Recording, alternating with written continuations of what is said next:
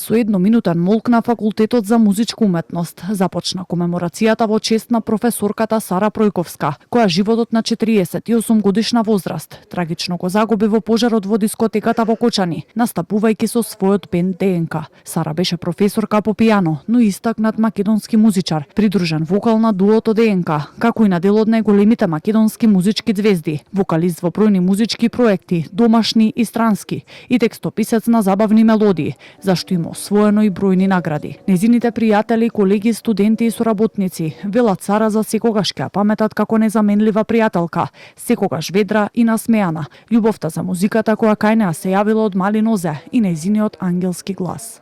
За време на своето школување, а и потоа учествувала на многу домашни и меѓународни надпревари, каде што забележала бројни успеси и како солист и како пијано соработник. Таа беше музика.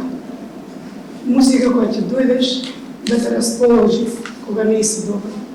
Музика која ќе бидеш тажен, да тагува заедно со тебе, како што ние сега ќе тагуваме колист. Имаше огромен интегритет, си го почитуваше семејството, традицијата, знаеше од каде доаѓа, ги обожаваше, се гордееше со своите деца. Оние сите кои има задоволство да ја сретнат, да ја запознаат, нема да можат да заборават низината насмевка, низиното смеење, кое што беше толку заразно, што не можеше кај соговорникот да не измами исто така насмевка. Во нејзина чест настапија студентскиот оркестар и пијанистот Дино Имети, а беше прочитана и поема напишана од македонската поетеса Ана Бунтевска.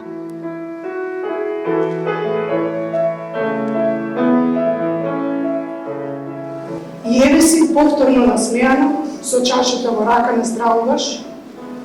Проклетство. Ќе пиеме за животот, а за нас по смртта ќе пијат. И знаеш дека силна си и ова ќе го истуркаш.